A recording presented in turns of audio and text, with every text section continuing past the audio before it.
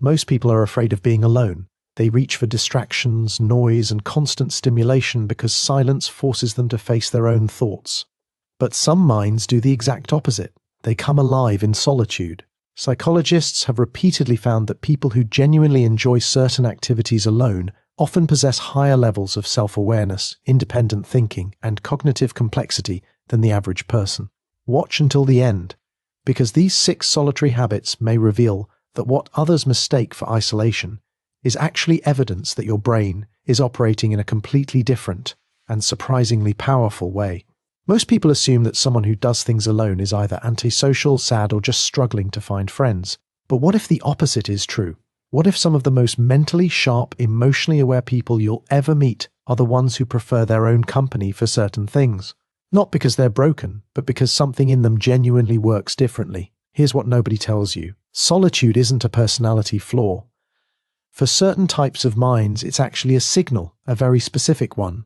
And if you do the 6 things I'm about to describe alone, on purpose, without being asked, your brain is operating at a level most people never reach. It's a Saturday afternoon. Your friends are all out somewhere loud, maybe a rooftop bar, maybe a group hangout where half the conversation is just noise. And you're sitting somewhere quiet, a corner of your apartment, a bench in a park, maybe just your car. And you're thinking, not about anything urgent, just thinking, processing, letting your mind move through things at its own pace. And at some point, a tiny voice asks, "Should I feel bad about this?" That voice isn't yours, by the way. It's been placed there by years of being told that being social equals being happy, that doing things in groups is normal, that solitude is something you resort to, not something you choose. But here's what's actually going on in that quiet moment, and why it matters more than you think. Number 1, you think through problems alone before asking anyone. Some people's first instinct when they hit a problem is to immediately text someone, ask for opinions, get a group reaction. Your instinct is different. You sit with it first. You roll the problem around in your head. You look at it from a few angles. You let yourself get frustrated, then calm down, then think again. This is called autonomous thinking, and it's genuinely rare. Most humans are wired to outsource cognitive discomfort. It feels easier to get someone else's take than to wrestle with your own uncertainty. But when you sit with a problem alone, you're building something. You're developing what psychologists call internal locus of control, the belief that your own reasoning is worth trusting. People who do this tend to make better decisions over time, not because they're smarter on paper, but because they've practiced thinking without a safety net. Number 2, you process emotions alone, quietly, seriously. This one is different from being emotionally unavailable. Very different.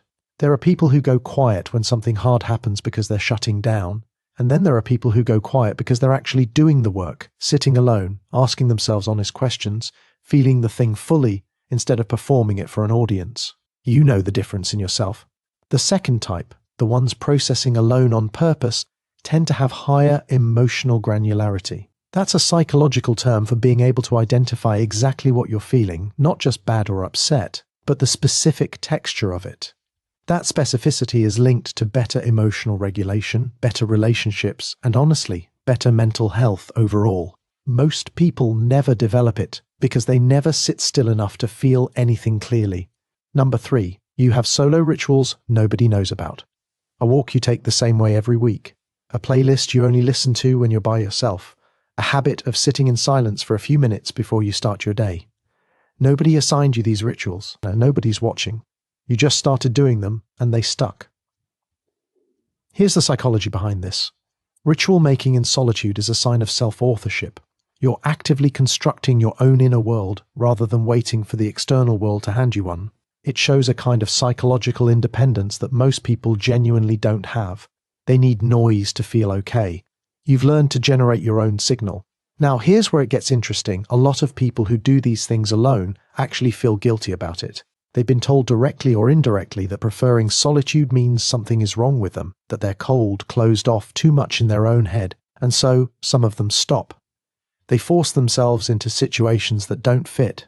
They perform extroversion they don't feel. They shrink their inner lives to seem more normal. What gets lost in that is something that can't really be recovered easily, a relationship with your own mind, the ability to trust yourself, the capacity to be alone without it feeling like a punishment. The irony is that the people who push them toward this are often people who are afraid of solitude, because when you're alone and quiet, there's nowhere to hide from yourself. Most people find that terrifying. They'd rather stay in motion, stay social, stay distracted. That's not a judgment, it's just a fact. Number 4. You make big decisions without needing consensus. You'll ask for information, you'll gather perspectives, but when it comes to actually deciding something that matters, a job, a relationship, a move, you ultimately go somewhere quiet and make the call yourself. You don't need 5 people to validate it before you feel okay. This is rarer than it sounds. Social psychology has documented for decades how powerfully humans are pulled toward conformity, especially under uncertainty. When we don't know what to do, we look at what others are doing and mirror it. It's an ancient instinct, but you've learned to distinguish between input and instruction. Other people's opinions are data. They're not your answer. That distinction, that's intellectual independence, and it's genuinely hard to develop. Number 5. You enjoy your own company without needing to justify it. Not just tolerate, actually enjoy. There's a version of solitude that feels like exile, where you're alone and wishing you weren't. And then there's the version you probably know, where you're alone and you feel like yourself, where the quiet isn't empty, it's full. People who reach this tend to have done a quiet kind of inner work that most skip entirely. They've gotten comfortable with their own thoughts, their own pace, their own weird sense of humor that only they find funny. Psychologists sometimes call this self-companionship, and it's one of the strongest predictors of long-term psychological well-being. Not wealth, not achievement, not even relationships. The ability to be alone and feel whole. Number 6. You reflect on your own behavior without being asked. This last one is probably the most telling. At some point, maybe at night, maybe after a conversation that bothered you, you find yourself asking, why did I do that? What was I actually feeling? What would I do differently? Nobody asked you to do this. There's no external pressure. It's just something you do. This is called UN-prompted self-reflection, and it's a marker of what developmental psychologists describe as a post-conventional mind. Someone whose moral and cognitive compass is genuinely internal, not just a reaction to external expectations. Most people only reflect when they're forced to, when something goes badly wrong and someone calls them out, when the consequences get painful enough. You reflect preemptively, quietly, on your own time. That's a fundamentally different relationship with yourself. Here's the thing I want to leave you with. None of what I've described is loud. None of it is flashy. You won't get a trophy for sitting alone and thinking deeply. Nobody's going to congratulate you for processing your emotions quietly or making decisions without needing a crowd's approval. But these things shape a person in ways that can't be faked. They build a mind that trusts itself, a self that doesn't shatter under pressure. A kind of intelligence that isn't measured by tests or degrees. It's measured by the quality of your inner life and the depth of your self-knowledge. And most people genuinely never get there. Not because they can't, but because they never slow down long enough to find out who they are when nobody's watching. You already know how to do that. That's not nothing. That's actually everything. And if you're anything like the people researchers describe when they study this kind of mind, there is another habit you probably have that you've never thought much about.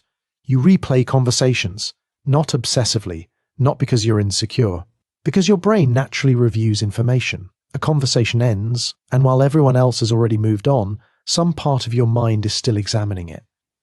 Noticing details, connecting dots, realizing what someone really meant, recognizing emotions that weren't obvious in the moment. Most people think reflection only happens when you intentionally sit down and think. For certain minds, reflection is happening constantly in the background, quietly, automatically, almost like an operating system running beneath conscious awareness. And while this can occasionally be exhausting, it also creates something valuable. Accuracy. You learn from experiences faster because you spend more time extracting information from them. Where other people simply move on, you analyze. Where other people repeat patterns, you notice them. Where other people react, you learn. This is one reason highly self-aware individuals often seem older psychologically than their actual age. Not because they've lived longer, because they've processed more. Experience alone doesn't create wisdom. Reflection creates wisdom. Two people can live through the exact same event. One repeats it, the other learns from it. The difference is reflection. And reflection almost always happens in solitude. Something else begins happening when you become comfortable spending time alone. You stop needing constant stimulation. Think about how unusual that is. Most people struggle to sit in a waiting room without reaching for their phone. Most people cannot stand in line without distracting themselves.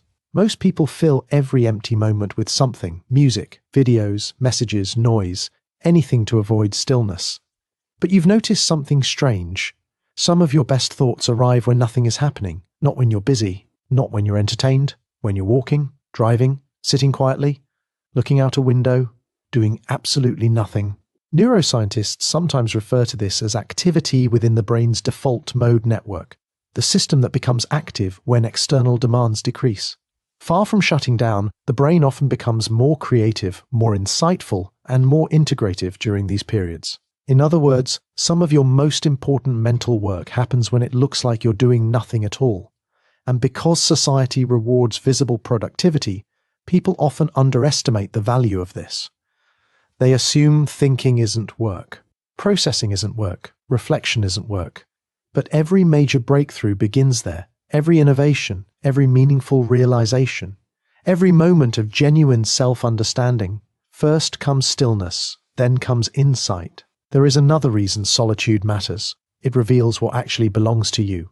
When you're constantly surrounded by other people's opinions, expectations, and emotional states, it becomes difficult to know which thoughts are yours and which thoughts you've absorbed from everyone else. Solitude separates those signals. It allows your own voice to emerge. And for many people, that voice is surprisingly unfamiliar at first, because they've spent years listening to everyone except themselves. What should I do? What do they think? What will people say? What is expected of me? These questions dominate so many lives, but when you're alone long enough, a different question starts appearing. What do I think? That question changes everything, because the moment your own perspective becomes more important than external approval, your relationship with life begins to shift. You stop making decisions solely to impress people. You stop chasing goals you never truly wanted. You stop measuring success according to standards that don't actually matter to you. And while this process sounds simple, it's surprisingly rare. Most people inherit their values. Very few examine them. Very few ask whether the life they're pursuing is actually their own. Solitude creates the space for that examination. And examination creates freedom. Freedom from automatic living. Freedom from unconscious conformity. Freedom from becoming someone you never intended to be. The fascinating thing is that people often misunderstand this entire process. They assume that being alone means disconnecting from life. But in many cases, the opposite is true. Solitude doesn't disconnect you from reality. It reconnects you to it, because when the noise disappears, reality becomes easier to hear. Your actual desires, your actual fears, your actual goals, your actual values, everything becomes clearer. Not immediately, not dramatically, gradually, like muddy water settling until you can finally see the bottom. And clarity is one of the most underrated psychological advantages a person can possess. People think success comes from confidence, but confidence often comes from clarity. When you know who you are, decisions become easier, boundaries become easier, relationships become healthier, direction becomes clearer. Not because life becomes simple, because you become less confused. That's what solitude offers at its best. Not isolation, not withdrawal, clarity. And clarity is powerful. Because a person who understands themselves is much harder to manipulate, much harder to pressure, much harder to distract. They know what matters. They know what doesn't. They know where they're going. And perhaps that's why some of the most thoughtful people in history intentionally protected time alone. Not because they hated the world, because they understood something most people overlook. The quality of your life is heavily influenced by the quality of your inner world. And your inner world can only be heard when the external world becomes quiet enough to let it speak. And the longer you spend developing that inner world, the more you begin noticing something that most people never realize. Being comfortable alone doesn't make you less connected to people. It changes the way you connect. You stop chasing quantity. You start valuing quality. You become less interested in being known by everyone and more interested in being understood by a few. This is a major psychological shift, because most people are taught that more connection is always better. More followers, more friends, more conversations, more invitations, more attention. But attention and connection are not the same thing. One can be abundant while the other remains absent. And if you've ever walked away from a crowded room feeling lonely, you already understand this. Connection isn't created by proximity. It's created by understanding. And people who spend time alone often become exceptionally good at recognizing the difference. They stop confusing visibility with intimacy, popularity with belonging, recognition with understanding. Another thing happens when you learn to enjoy your own company. Your tolerance for boredom increases. That may not sound important, but psychologically it's enormous. Because boredom is often the doorway to deeper thought. Most people experience boredom and immediately escape it. They reach for stimulation, their phone, a video, a conversation, anything. But when you remain in that space just a little longer, something interesting occurs. Your mind begins generating its own material. Ideas emerge, questions surface, connections form, creativity activates. Research consistently shows that moments of unstructured mental space are strongly associated with creative problem solving. In other words, some of your best ideas don't arrive because you're trying harder. They arrive because you finally stop distracting yourself long enough to hear them. This is one reason many highly intelligent people appear unusually patient. Not because they enjoy waiting, because they've learned how to occupy their own minds. They don't require constant external entertainment. They've developed an internal source of engagement. And that ability becomes increasingly valuable in a world that is constantly competing for your attention. Attention, after all, is one of your most precious resources. Where your attention goes, your life follows. People rarely think about it that way. But it's true. Your attention determines what you learn, what you remember, what influences you, what shapes your identity, what eventually becomes your reality. And solitude gives you something incredibly rare. The opportunity to consciously direct that attention, instead of having it constantly directed for you. Think about how much of modern life is designed around capturing attention. Advertisements, notifications, algorithms, endless streams of information. Everyone wants access to your mind. Very few people encourage you to reclaim it. Yet every time you intentionally spend time alone, you're doing exactly that. You're choosing your own focus, your own thoughts, your own priorities. That choice may seem small, but over years it creates a completely different person. A person whose beliefs are genuinely their own. A person whose decisions come from reflection rather than reaction. A person who is guided by intention rather than impulse. And perhaps that's why solitude feels so different to different people. For some, it's uncomfortable because it removes distractions. For others, it's liberating because it removes distractions. The circumstance is identical. The experience is completely different. The difference lies in what happens when you're left alone with yourself if your inner world feels unfamiliar. Solitude feels threatening. If your inner world feels like home, solitude feels restorative, and that relationship with yourself is quietly shaping almost every area of your life. Your confidence, your relationships, your decisions, your resilience, even your happiness. Because confidence is often misunderstood. People imagine confidence as certainty, as charisma, as boldness. But genuine confidence frequently comes from something much simpler: trust. The trust that you'll be okay even when nobody is telling you what to do. The trust that your judgment can guide you. The trust that your worth isn't dependent on constant validation. That kind of confidence is usually built in private. Not on stages, not in crowds, not through applause, in solitude. Through thousands of small moments where you learn that your own company is enough. Your own thoughts are enough. Your own presence is enough. And once a person learns that lesson deeply, something changes. They stop chasing approval with the same urgency. They stop needing every room to accept them. They stop measuring their value through other people's reactions. Not because they don't care, because they've discovered a more stable foundation, the foundation of self-respect. And self-respect grows differently than self-esteem. Self-esteem often depends on outcomes, success, praise, achievement.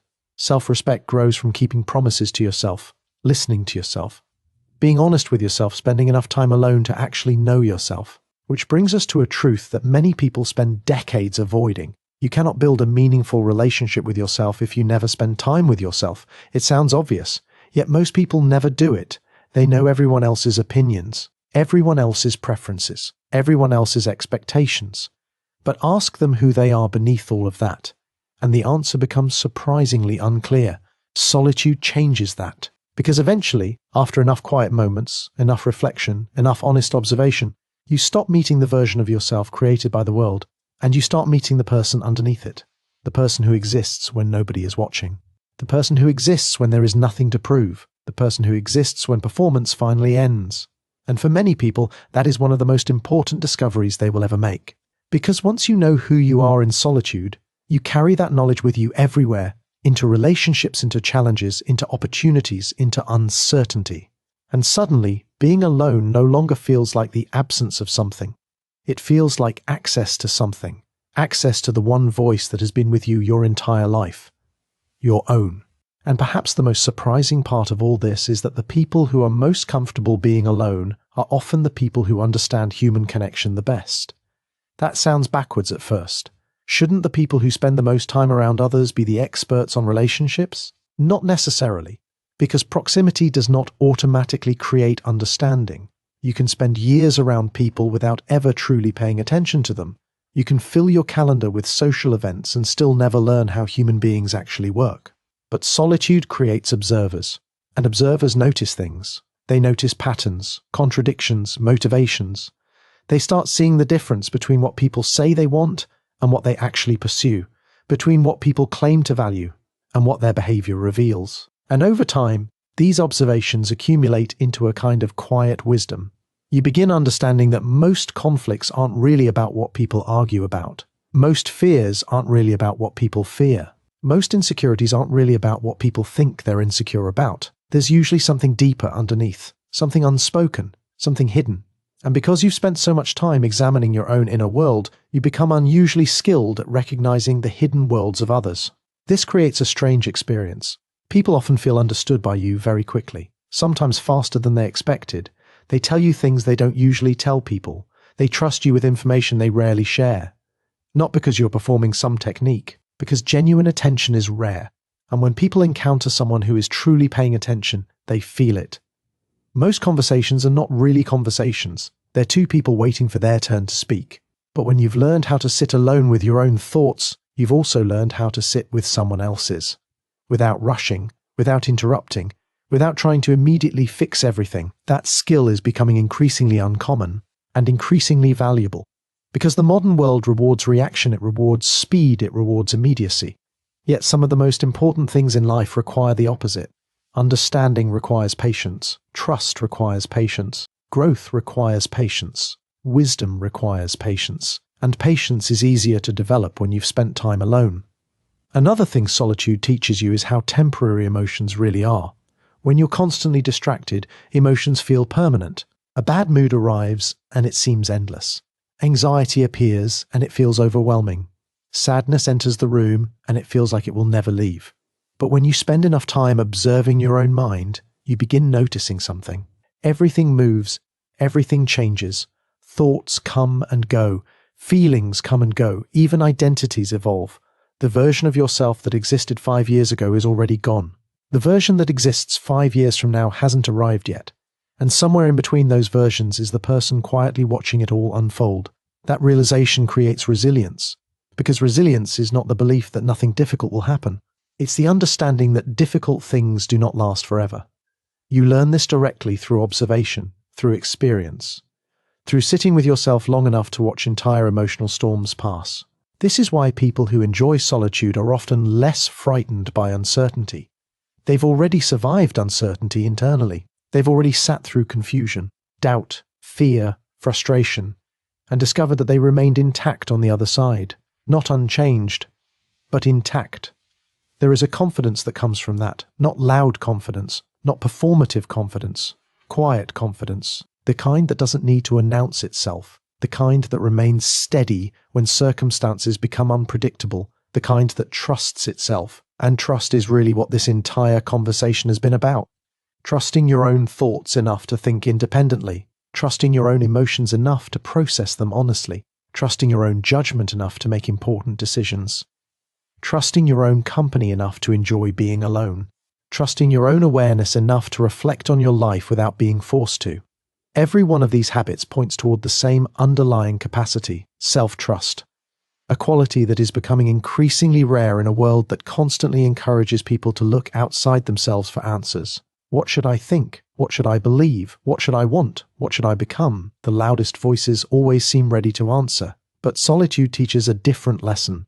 The most important answers often emerge from within, not immediately, not perfectly, but gradually, through reflection, through observation, through honest attention. And perhaps that's why some people instinctively protect their alone time, not because they're avoiding life, because they're engaging with it at a deeper level. They're listening, not to the world, to themselves. And that distinction changes everything. Because when you learn how to hear your own voice clearly, you stop being pulled in 1,000 different directions. You stop living entirely according to expectations that don't belong to you. You stop confusing other people's priorities with your own.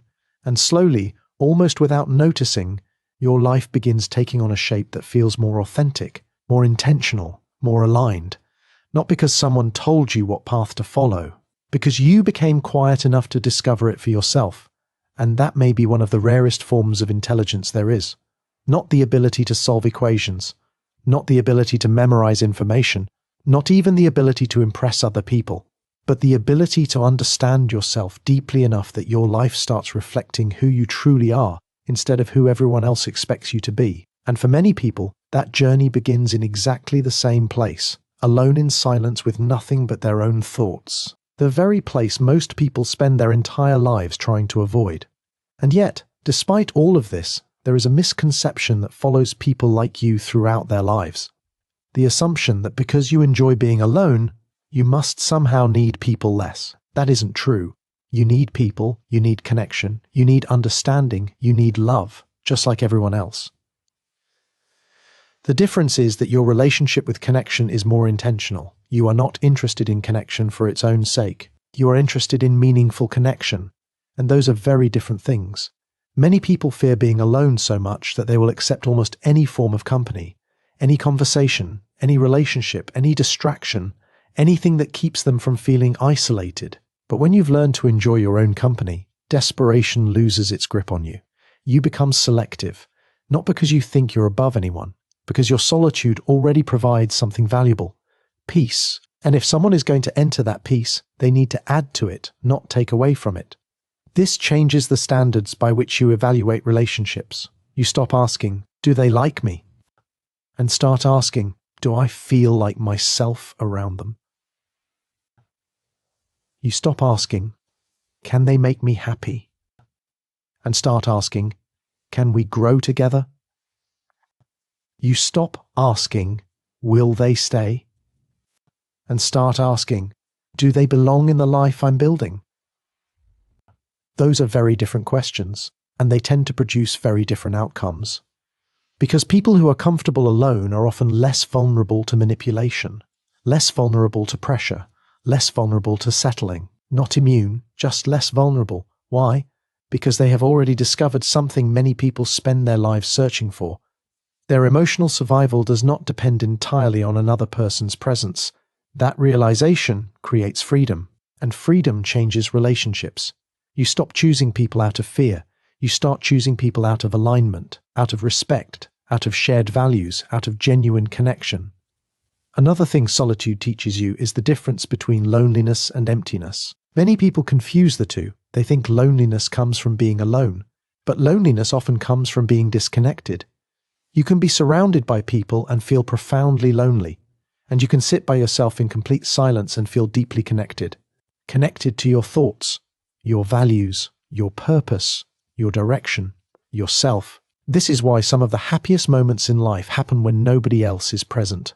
A quiet walk, a peaceful morning, a late-night realization, a page in a journal, a sunset watched without interruption, a thought that suddenly makes sense. These moments rarely make headlines.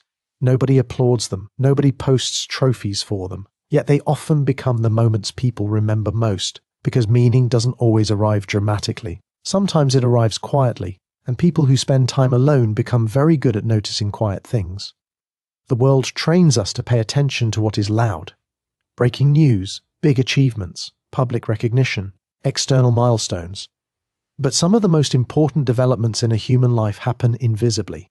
A belief changes, a fear dissolves, a boundary strengthens, a perspective shifts, a wound begins healing. Nobody sees these moments, yet they alter the entire trajectory of a person's life, and they almost always happen in solitude. There is another reason intelligent minds often protect their alone time. They understand something about influence. Every person you spend time with affects you. Every conversation leaves traces. Every environment shapes perception. Every group subtly changes behavior.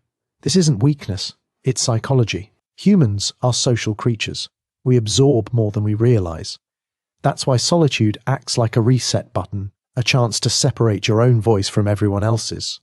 A chance to ask, what do I actually believe? What do I actually want? What do I actually think? Without the noise of consensus, without the pressure of expectations, without the gravity of other people's opinions, those questions are powerful. Because a life built from your own answers feels very different from a life built from borrowed ones. Many people never ask them, or if they do, they ask once and move on. You ask them repeatedly, over years, over decades, refining your answers, updating your understanding, adjusting your course. And that process creates something remarkable, not certainty, clarity. Clarity isn't knowing everything, it's knowing enough. Enough about yourself, enough about your values, enough about your priorities, enough about what matters, to move forward confidently even when the future remains uncertain. And perhaps that is one of the greatest advantages of learning how to be alone. You become less dependent on certainty because you've learned to trust yourself. You trust your ability to adapt, your ability to learn, your ability to recover, your ability to navigate challenges you cannot yet predict. And trust like that cannot be taught in a classroom. It cannot be purchased. It cannot be borrowed. It is earned. Earned through thousands of quiet moments, thousands of honest reflections, thousands of conversations with yourself, the kind that happen when nobody is watching, the kind that happen when the world finally becomes silent enough for you to hear your own thoughts clearly. And over time, those thoughts stop feeling like strangers. They become companions, guides, teachers, a source of wisdom that grows richer with every year you spend paying attention. Because in the end, solitude isn't really about being alone. It's about developing a relationship with the one person you'll spend every moment of your life with, yourself. And people who master that relationship possess a kind of strength that cannot be measured from the outside, a strength that remains when the noise fades, when the crowd disappears, when the distractions end, a strength built in silence, and strengthened every time you choose to listen. So, if you've recognized yourself in these habits, I want you to understand something that most people never realize. Being comfortable alone is not the same as being disconnected from the world. In many cases, it's the exact opposite. It's a sign that you've developed something increasingly rare, the ability to generate clarity, stability, and meaning from within. The world will often misunderstand this. It will tell you that happiness comes from constant activity, constant socializing, constant stimulation. It will suggest that every quiet moment needs to be filled. Every empty space needs noise. Every unanswered question needs an immediate response. But some of the most important things in life don't happen in noise. They happen in silence. Self-awareness happens in silence. Reflection happens in silence. Creativity happens in silence. Wisdom happens in silence. And perhaps most importantly, the relationship you have with yourself is built in silence. Because at the end of the day, when the conversations end, when the notifications stop, when the expectations of other people fade into the background, there is only one person left in the room with you. You. And the quality of that relationship shapes everything. Your confidence, your decisions, your relationships, your resilience, your peace of mind. Most people spend years trying to build a better life while neglecting the person who has to live it. You've been doing something different. Every time you've chosen reflection over distraction, every time you've sat with your emotions instead of running from them, every time you've trusted your own judgment enough to think for yourself, every time you've protected a quiet moment simply because your mind needed it, you've been strengthening something invisible, something far more valuable than most people understand. You've been strengthening your relationship with yourself, and that relationship becomes the foundation for everything else. Because the people who know how to be alone are often the people who know how to be fully present when they're with others. The people who trust themselves are often the people least controlled by fear. The people who understand themselves are often the people best equipped to understand the world. So if you've ever felt strange for enjoying your own company, if you've ever wondered why solitude feels energizing instead of lonely, if you've ever been told that you spend too much time in your own head, maybe the truth is much simpler. Maybe your brain isn't avoiding life. Maybe it's engaging with life at a deeper level. Because intelligence isn't always loud, it isn't always visible, and it certainly isn't always measured by grades, titles, or achievements. Sometimes intelligence looks like a person sitting quietly, thinking deeply, learning continuously, and becoming stronger in ways nobody else can see. And if that's you, don't rush to change it, protect it, develop it, trust it. Because the ability to be alone without feeling empty may be one of the most powerful psychological strengths a human being can possess. And in a world that never stops talking, that strength is becoming rarer every day.